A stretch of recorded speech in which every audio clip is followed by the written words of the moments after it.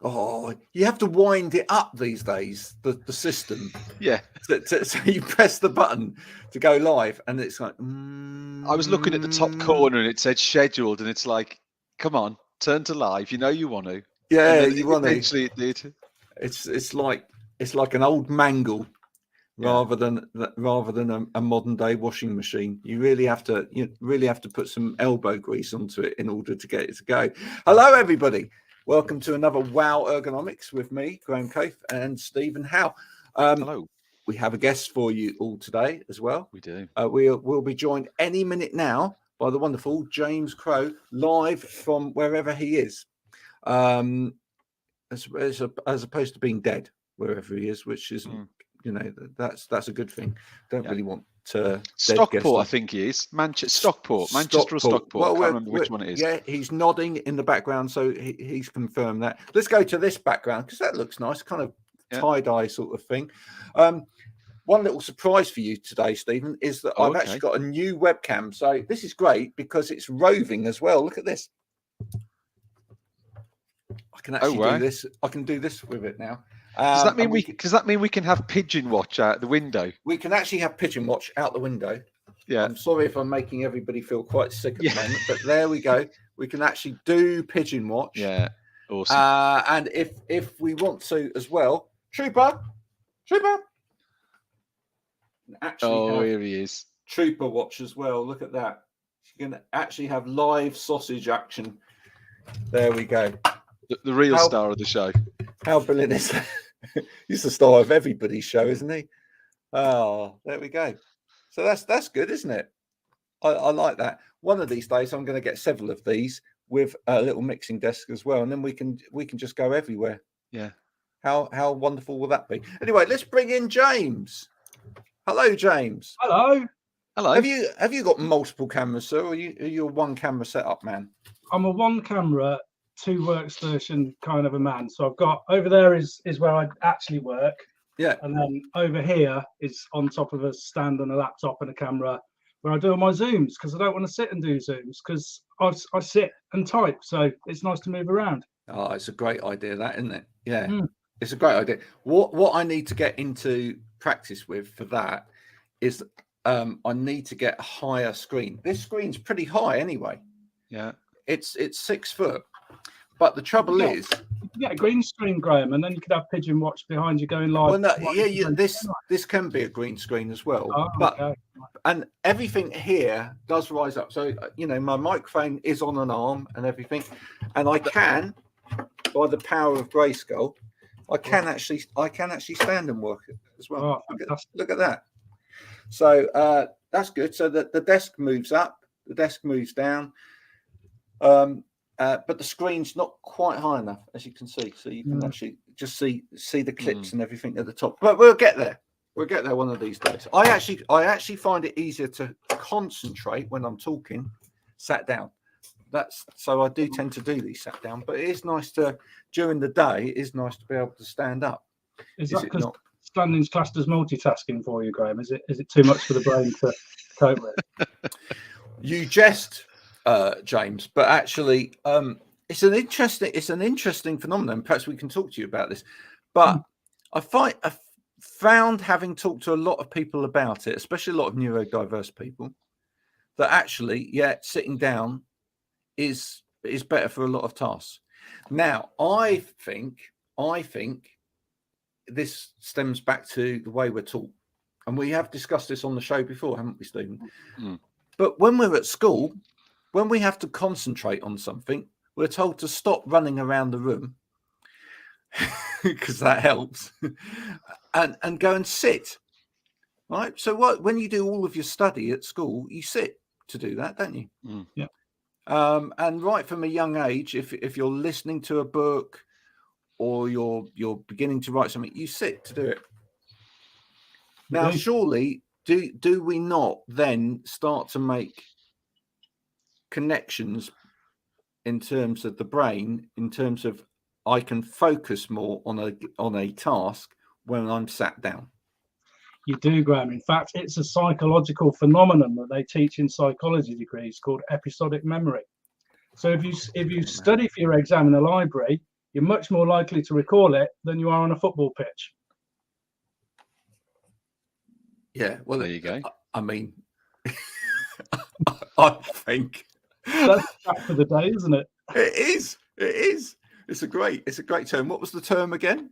Episodic memory. Now that is from 30 years ago, so I might have my episodic memory might be slightly corrupted, but I'm pretty sure that's what it's called. It was just the fact that you gave a football pitch as an example. Stephen, you quite often study the form at a football pitch, don't you? So I mean, yeah, what works better for you though? Sitting down, concentrating. In fact, I always do Wow sat down, just because I'm sort of concentrating on what I'm doing, what I'm saying, making sure I'm taking everything in that the guests are saying. But actually, I think next week I am going to stand up and I'm going to take on what James is doing, and I'm going to try and do the show stood up and see if it makes any difference. But I find I need to concentrate. Yeah, should we all do it standing up next week? That would be quite interesting to see what the difference is. James, have you ever tried one of these treadmill desks? No, I nearly did. Some guy was going to send me one, and then he said, "No, we're out of stock, and you can't have one anyway." But I looked at the research on them, but I don't know why he tempted me, and then he took it away. But I looked at the research in the meantime, and people switching to a treadmill desk, there's a big drop in productivity for the first 3 or 4 months while they get used to it. Right. So it's important for companies to understand that. So does it get back to the level and improve after those 3 or 4 months, or does it just not? Does it improve with time, or does it actually not? Don't quote me, but I think it just gets back to the level.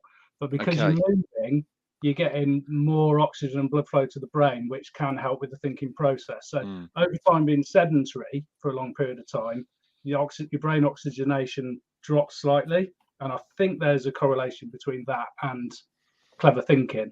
But I might be wrong. I don't know. I'm no expert. Well, now I have tried one out, so I have been the lucky guinea pig that's actually managed to try one, and what I found was that certain tasks I just could not do. It really was. I mean, it certainly.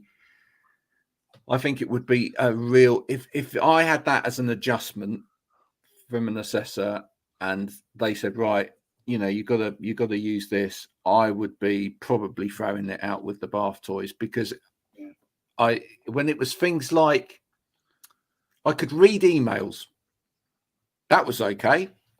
I could read emails, and if someone had written a Word document, or I was just perusing, Google and reading stuff, that was fine. So all the reading tasks was fine. But as soon as I tried to actually put data put data into a spreadsheet or start moving data around, just couldn't cope with it. Wouldn't work for playing a sneaky game of Fortnite at lunchtime, would it, Graham? No, it wouldn't.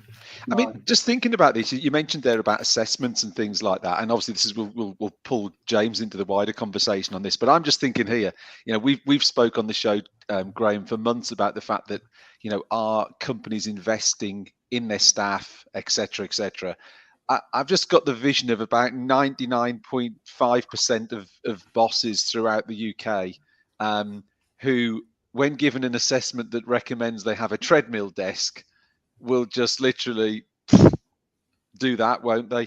What's the likelihood of something? I mean, I'd love to know what the numbers are of these in operation, and actually, are people? Is it something that's being actively purchased, or is it just one of those sort of white elephant type ideas? It looks very good, but actually, in reality, are people using it? Is it actually making a practical impact in the workforce?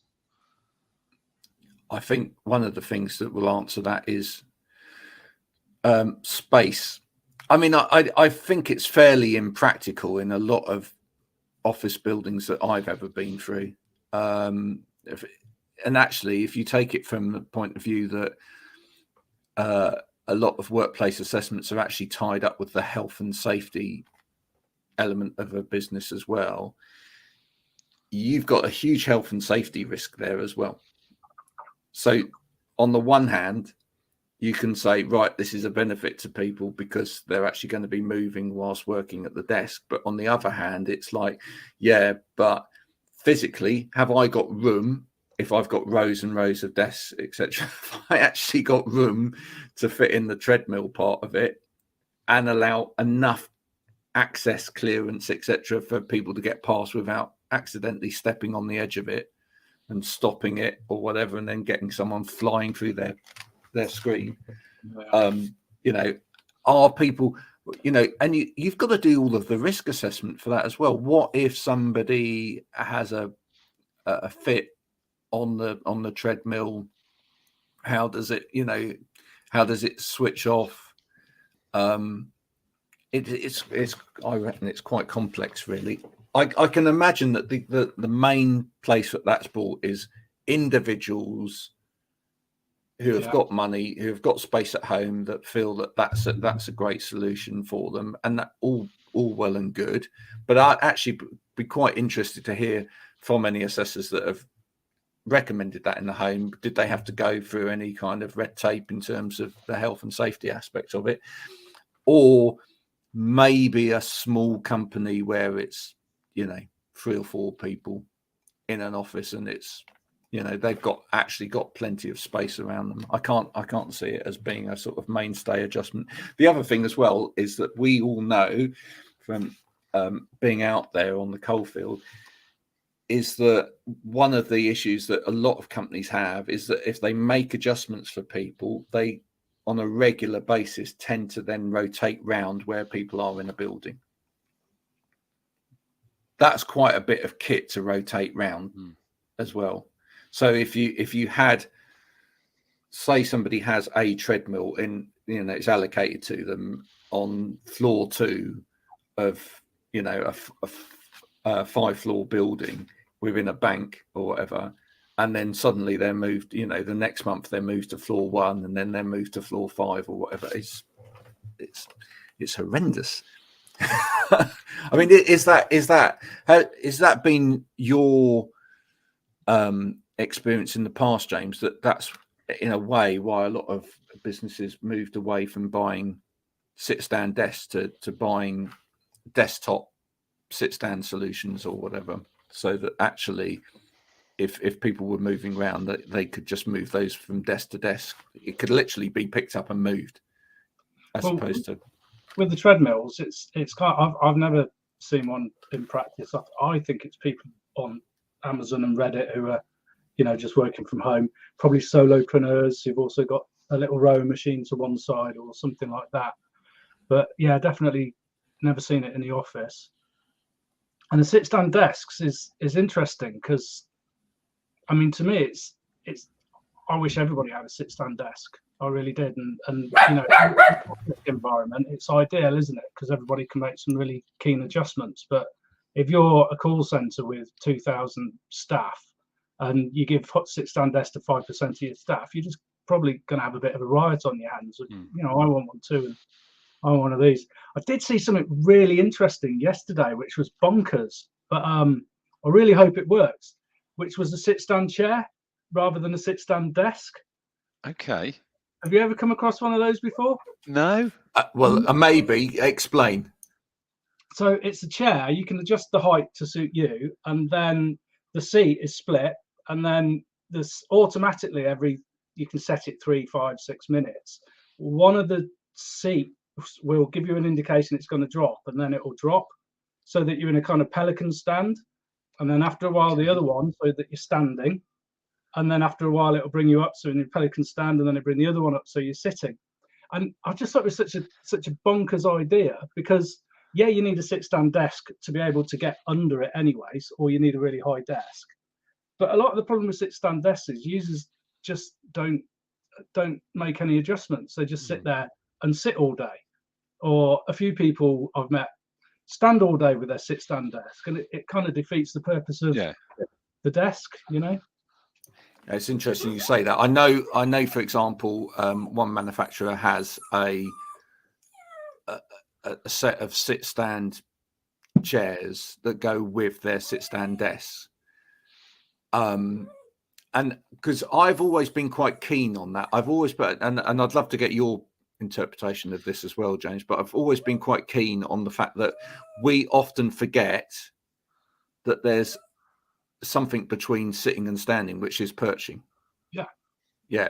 And actually, therefore, to go, right, I'm standing all day or I'm sitting all day, isn't necessarily the be all and end all of it. And a lot of us will talk about, sit, stand, move anyway, and that you should really be moving. You can't just bury yourself in one idea or the other. But I really quite like the idea of the chair that you use. Trooper, stop it. Don't know what's wrong with him today. I was enjoying that. It was bringing a bit of homeliness to the. Well, okay, yeah, but it's annoying from here. And he knows that he's just playing for attention, right? He just wants more people to follow him on Instagram. That's what it is. But yeah, the ability to perch, or the ability to just take the weight off of your legs, if you like, but actually still be fairly upright is quite a good option as well. Yeah. So I've got 2 chairs here you can do that with, hidden away under my desk. There's the back app. Have you tried the back app? I like a back app because that's just dead easy. It's just got up and down. So that's great. And then the other one is that Howe Capisco, which you can do all sorts of stuff with, and that's got you can get the really high stem with as well. So that's really handy for perching as well. But again, it's about the user. It's educating the user and having the user do it. And you can have all sorts of.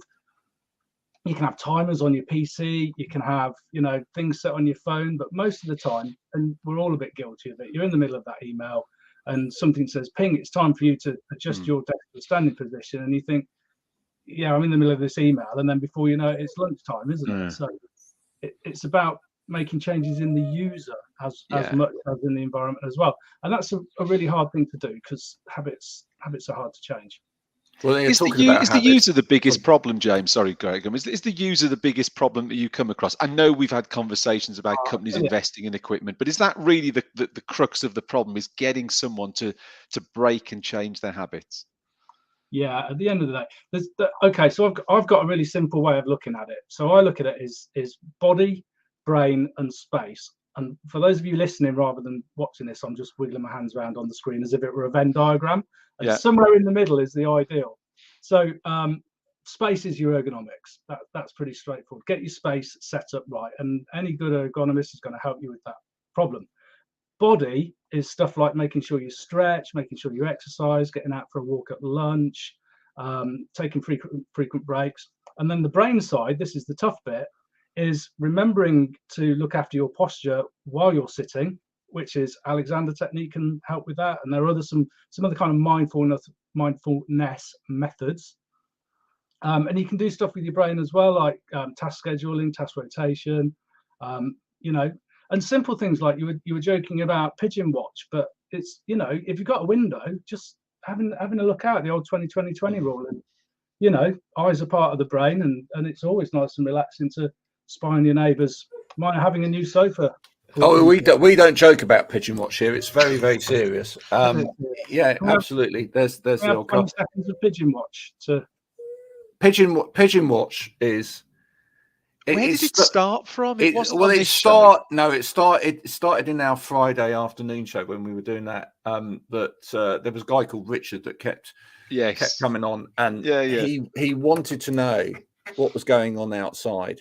In terms of pigeons, because we have a deluge of pigeons around here. But just explain to people that haven't ever heard of 20-20-20 before, because a lot of people haven't. Yeah. People don't get this, do they? They do not get it. They think that, when you say to them, "Oh, you need to break and rest your eyes," that it literally means, "Oh, I've got to stop for half an hour and go off and do something," and then they're like, "Well, I can't do that because I'm busy working." On my mobile phone for another 5 minutes. Absolutely. Yeah. 20-20-20. It's dead easy. There's loads of ways you can set it up. I like to use a timer, so I've got a little timer here, but mine's 15. But these are Pomodoro timers, and this is a great way of having an external stimulus to make sure that you stop to do something. So if you put something like this on the other side of the room, it doesn't matter if you're halfway through the email, it's going to keep nagging at you, going, me, and this you're going to have to get up. You're going to have to get up, and the beep like I just did. Really annoying. Yeah. So 20, every 20 minutes, look outside for 20 seconds, about 20 feet away. It doesn't have to be 20 feet. It could be 20 elephants. It could be 20 whatever. Just give your eyes a break, because most of us are here. Our screens are approximately at arm's length from us for what, 8 hours a day? And then if you're working from home or in an office which doesn't have good views outside, the furthest you're going to see is maybe 8 or 10 meters inside. So your eyes are never getting that chance to expand their focal length and to rest, and those muscles in your eye that do all that accommodation, they're not getting worked out. Then at the end of your 8 hours in lovely Great Britain, particularly up here in Stockport and Manchester, it's dark, and you go and you sit downstairs and stare at something 5 meters away for another 3 hours. And so the eyes just aren't getting a rest, and eye health is getting worse and worse and worse. The amount of kids now who are needing glasses, and I think it's all down to screen time. And while I'm on this rant, I'm going to rant, gents. Go on, love it. I do the school run, and I walk past a load of bus stops, and I see a load of teenage kids like this, like this, ignoring each other, not speaking to each other, just doing this all the time. And this screen obsession is really bad for their eyesight. But also, when I was their age, we'd be, grabbing each other's underpants and giving us wedges, or, generally trying to get each other run over or thrown in the hedge, and having that fun and enjoyment that wasn't seeing someone's status update on one of the social media platforms. Yeah. I love that. I love that. Yeah, I actually think, I was actually thinking at some stage of actually doing a show on LinkedIn along the lines of Grumpy Old Men. I think it would be great. I'm in. Yeah. Wouldn't it be good? We'd literally just pick a topic each week and come along and moan about it. Graham, did you see that? I think I tagged you in yesterday to that post about it was ultimately, it was a milk float, wasn't it? I can't remember the whole thing. It was talking about, it was a company introducing electric vehicles and all this sort of stuff, and you sort of scrolled down, didn't you? And it was all basically milk floats, and pretty much saying a lot of the problems we've got nowadays are not how things used to be, but they're actually things we're doing now.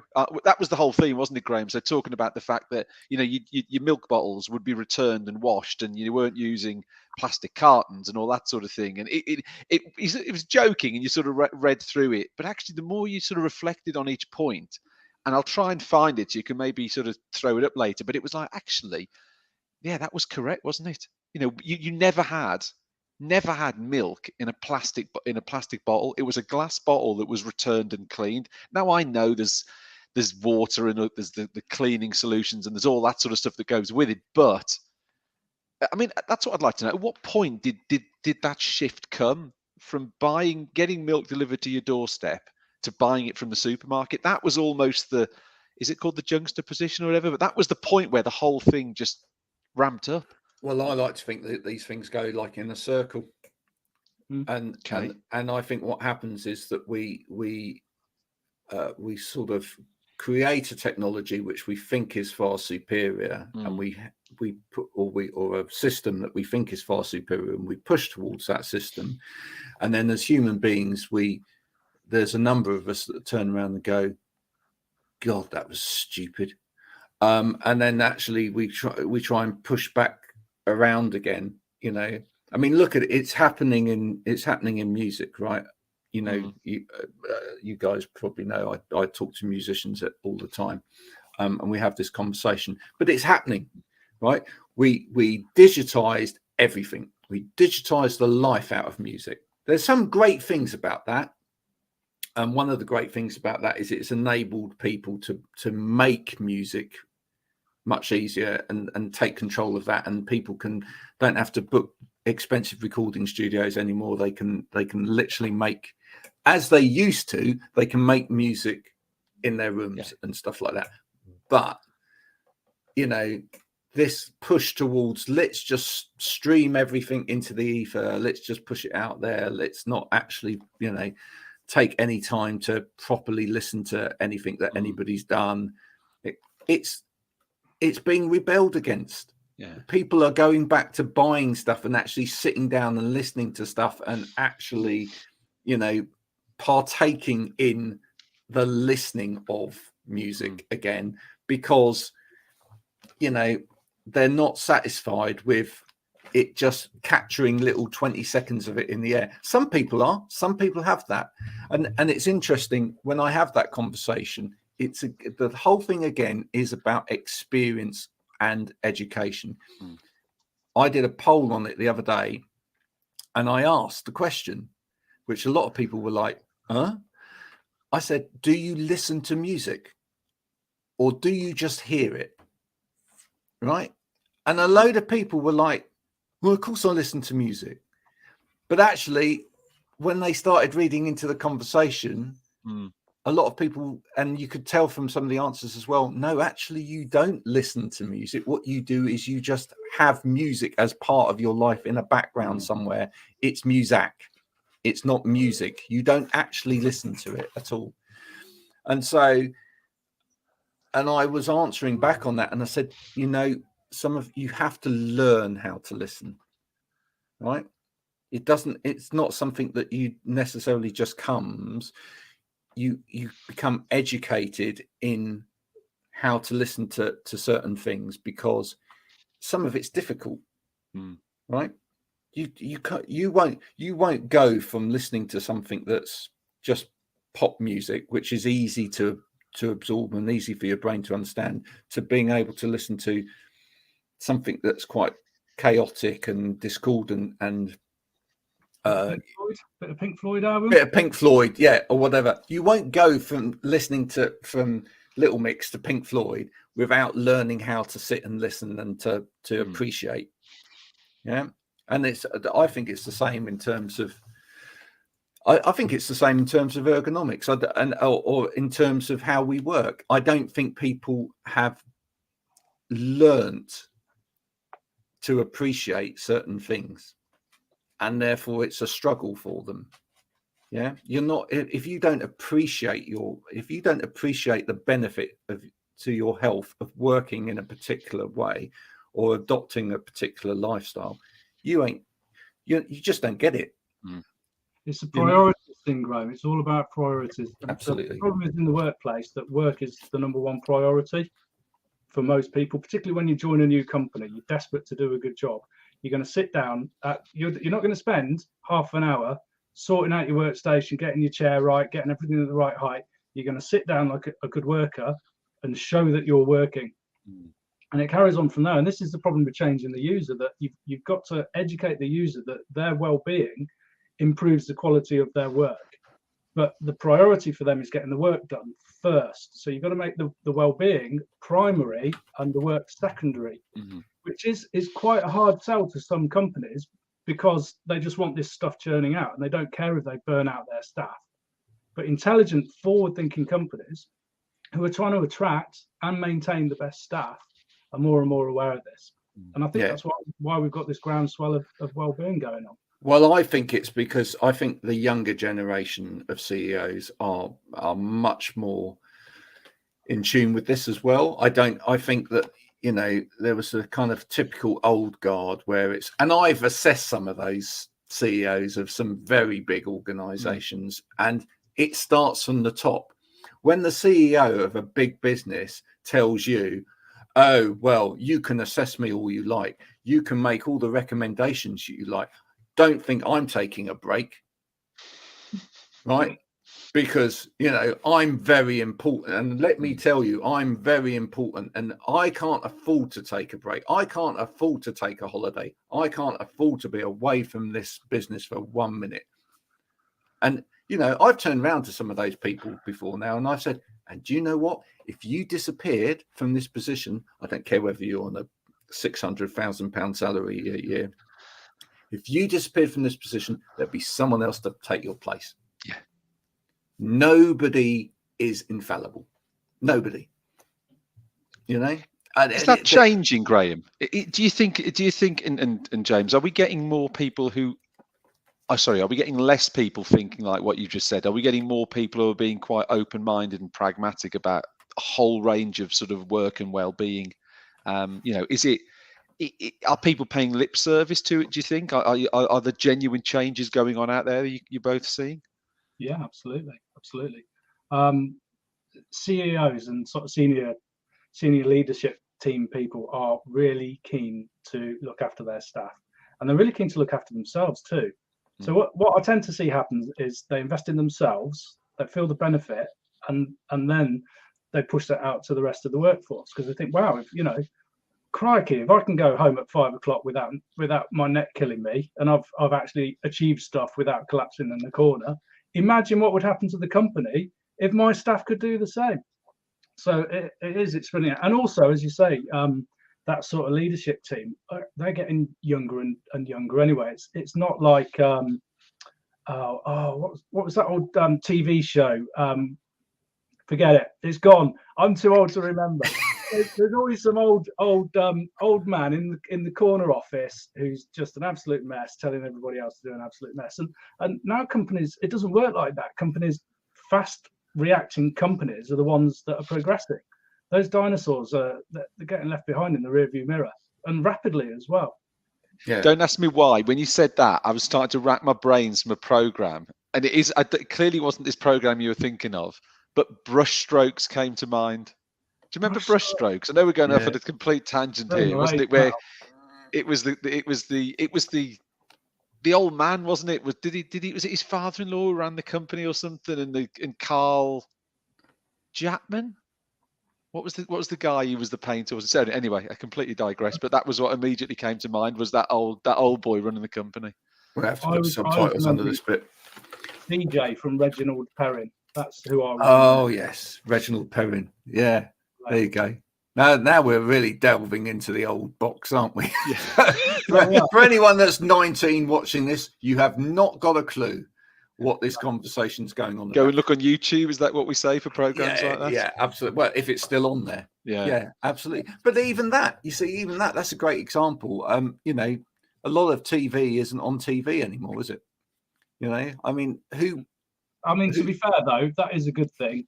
I'm still traumatized by the likes of the Banana Bunch and the Wombles and all of that. Was just absolute the Moomins and the Soup Dragon and all that. Everybody says, "Oh, wasn't it amazing?" And if you actually go back and have a look at them, no, they really weren't. It's amazing now. Is those full screen Pixar movies that are absolutely fantastic. Yeah. No, the quality of stuff has actually gone up. Yeah. And that's an analogy for work as well. The office. How many 100 years has the office been around? It can't be that long, really. As offices as we know them, and now they're rapidly evolving. The idea in the 1980s of someone having a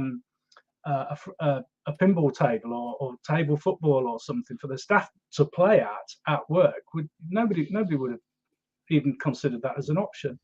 Now it's like quite common to stumble over someone's table football, and catch yourself on the pocket, and have to enter a health and safety record because you've torn your trousers. Are you quite surprised, James, that people are still on a regular basis, and we see it on LinkedIn all the time, having these conversations about, where should the office progress to, and do you think we should be holding on to the office of the past? It amazes me that people don't think that it would be an evolving thing anyway. I think the pandemic has expedited this. I think it's moved this on quicker than it would have done had we not had the pandemic and we didn't send people home and realize that they could work asynchronously with all of this wonderful tech, etc. My God, we've got Zoom. Whoa, look at that. You had it for years. But I just think the office was already evolving, and it couldn't have stood still. It couldn't.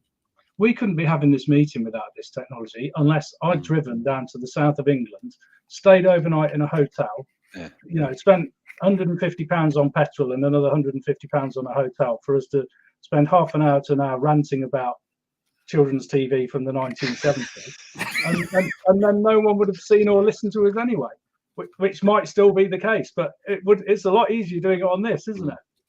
And the the trick is, as you were saying, Graham, there's the swings and roundabouts, and there's some companies have gone too far into Zoom meetings, and they're running back-to-back Zoom meetings, where meeting, nobody's really getting any work done, and staff cannot sit there for 3-4 hours back-to-back meetings.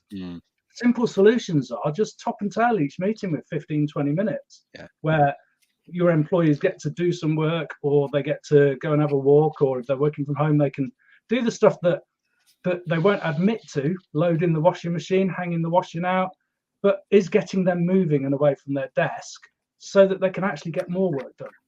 Yeah. I think one of the issues is, and I know we've discussed this before, Stephen, but I still believe one of the main issues is management structure. And I believe that's why a lot of the younger businesses are doing better at all of this and will grow quicker as well, because their management process and structure isn't tied down in an old-fashioned hierarchical system, right? They are looking at much more flexible management structure systems, so that they are looking at things like OKR systems, etc., objectives and key results. Don't care how you get there. This is our objectives. This is what we believe in as a business. These are the key results that we need to see in order for that to happen. Make it happen, people. I'll support you. I'll remove the obstacles for that happening. But I don't really care whether you do it on a Saturday or a Monday or a Tuesday or a Wednesday or at night or in the morning. Just let's all work together to get this done.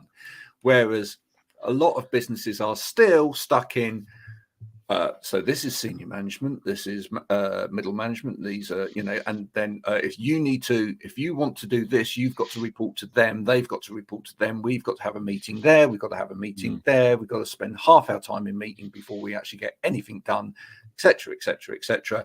Actually, we're not going to do it on key results, we're going to do it on KPIs. It's all about sort of measurement. Are you achieving this? So then you get back, and I've been in those buildings. You get back to, you can't have a break. Why? Because you've got to be sat in front of the computer for so long. But they're sat in front of the computer doing now because their brain has switched off. So what's the point of them sitting in front of the computer? Surely it's better that they're being productive whilst they're sat there. Yeah, it's just a nonsense that we just continue with this kind of old-fashioned philosophy that you're working if you're there. That's nonsense. Presenteeism isn't production, is it? At the end of the day, no. I mean, like, take your colleagues at Nextstand. Their company structure is vastly different to anything from the last 20 years, and they get stuff done, don't they? Nextstand do, Nextstand are an e-commerce business. Small structure.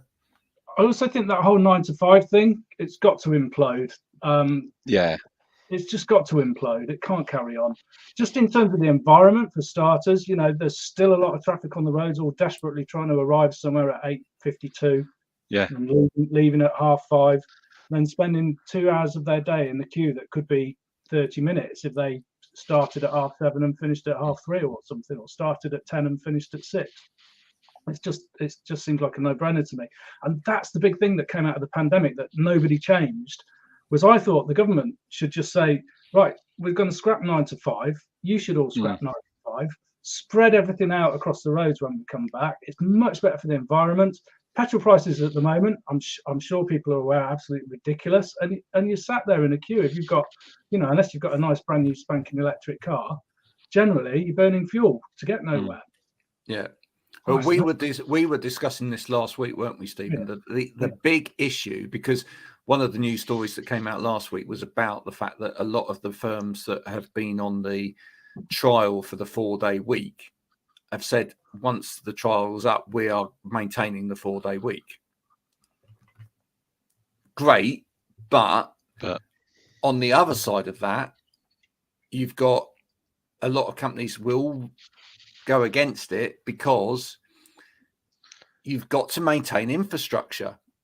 You've got to get people going through the coffee shops, going through the sandwich houses, going through the newspaper stands or whatever on the way to the business or whatever. You've got to actually have the energy companies are struggling because they're not supplying energy to big corporate buildings in the levels that they were. And that is massive compared with, people at home. Because here's the thing, right? When people are at home, if you get cold and there's an energy price is going up, what do? You put another layer on. You put a jumper on.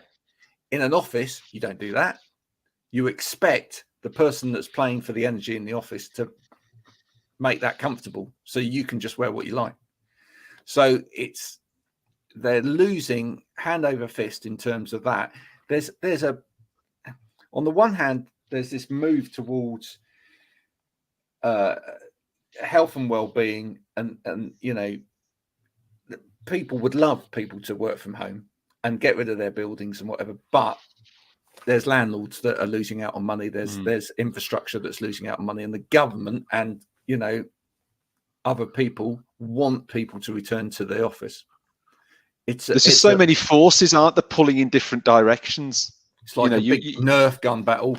But like you say, that you want to go one way, get many people working from home. You think about reduced pollution and cars on the road and all that sort of thing. But the flip side then becomes, as you said, is you then have the impact on the coffee shops, the sandwich shops, public transport. Those people, so their jobs start getting impacted by the fact that everyone's suddenly at home. So it's just, there's so many different directions. Whichever way you pull it in, there's an advantage, or there's advantages and there's disadvantages. It's something that sort of tries to keep everyone happy, which is very hard to achieve, but that's the ultimate goal, isn't it? And that's what we've been seeing week in, week out in terms of the news stories. There's been one news story which is this on this side, and then there's been another news story which is this on the opposite side, and it's completely polaric. But Graham, look at that story from last week. It was one story. It was that survey from Microsoft, wasn't it? 87% of employees thought they were as equally productive, if not more productive, at home. In the same survey, 80% of bosses thought that people were less productive. Well, so within one survey, you've literally got polar opposite responses. So again, that sort of just, for me, just sort of sums up the whole situation, is that within one thing you've got opinions they're just miles apart. Yeah. Does that cause us a problem when we're going into help companies with these things? I mean, at an individual level, the trouble is it works at an individual level, I guess. Somebody's got an issue, we sort the issue out. But ultimately, where we want to get to with businesses is not to be sticking a band-aid on things, but actually getting them to proactively be more progressive in terms of their health and well-being. But does it cause us a problem if they're stuck between a rock and a hard place in terms of the politics of all of this and the money of all of this? Do you think, James?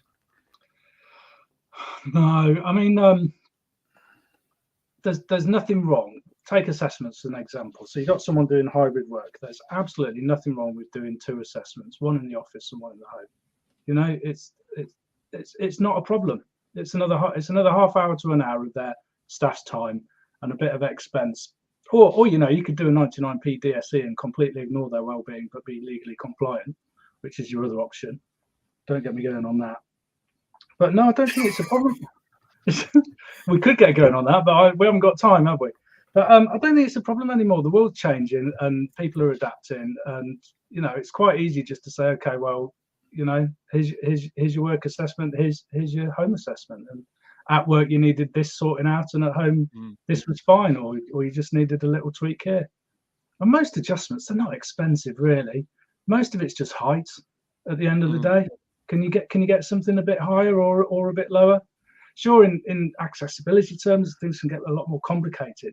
But for your generic office worker, it's just tweaking some heights generally, and that's not an expensive thing to do at all.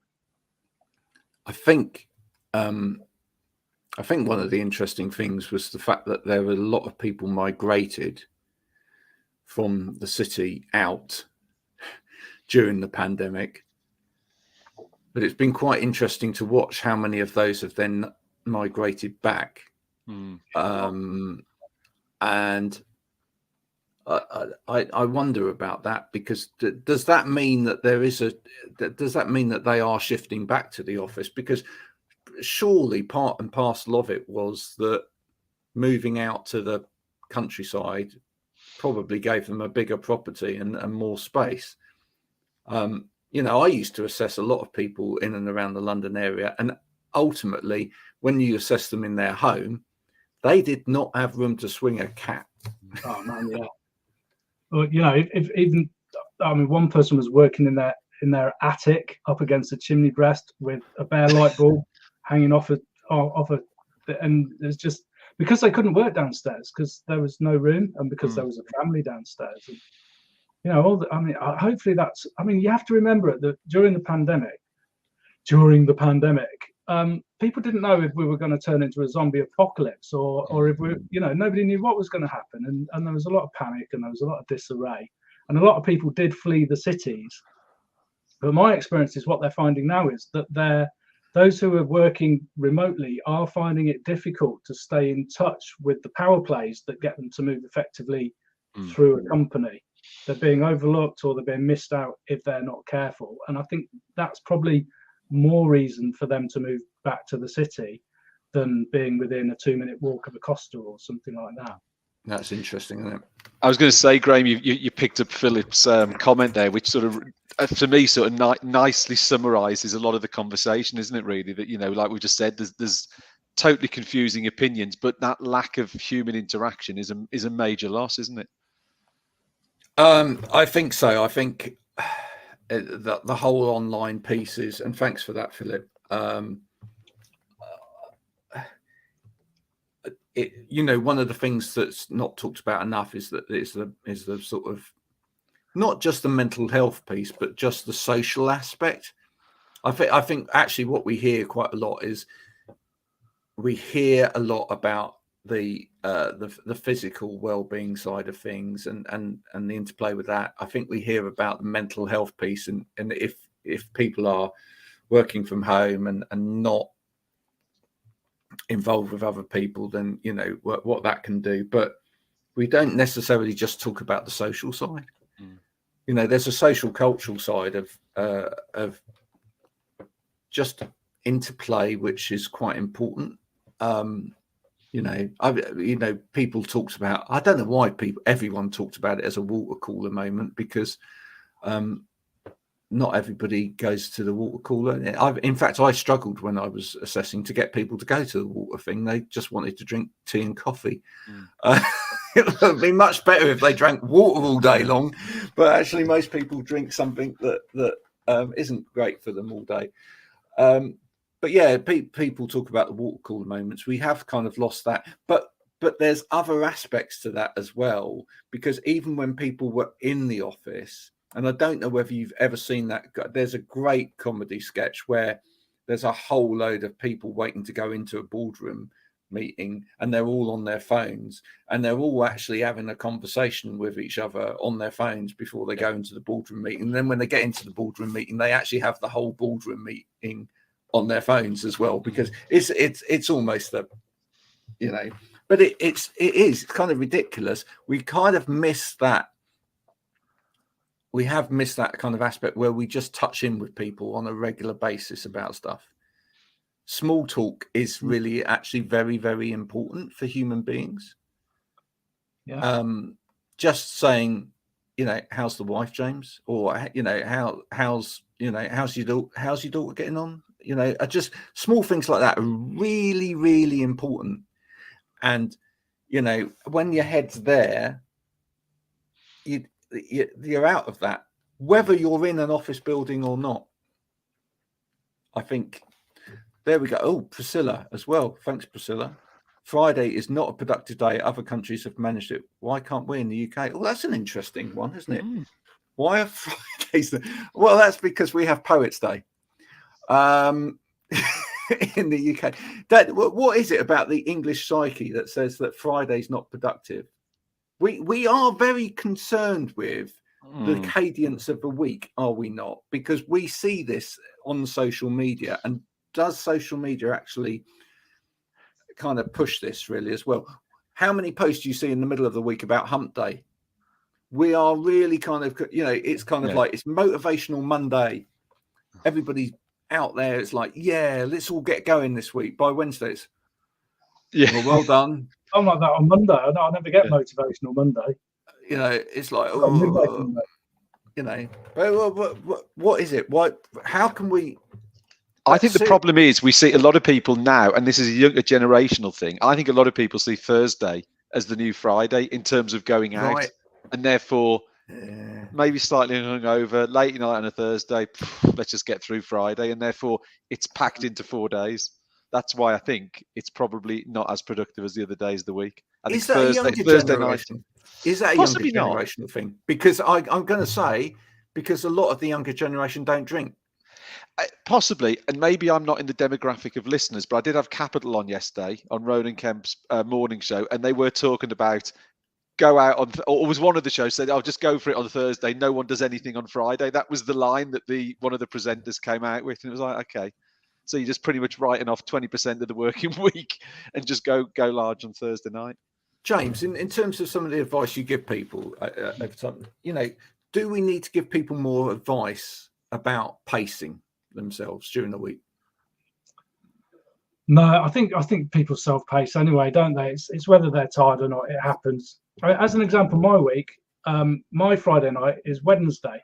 On Wednesday, I go out, I see my friends. We have a little bit to drink. We play some games, and then Thursday I have off, and then I have Sunday off as well. But that's because I work in private practice on Saturday, so I do my Alexander technique stuff in Wilmslow in Cheshire on a Saturday. But I really miss having a 2-day weekend, because I have a 1-day weekend on Thursday, and then have a 1-day weekend on Sunday, and it's not enough to unwind. You do need those 2 days.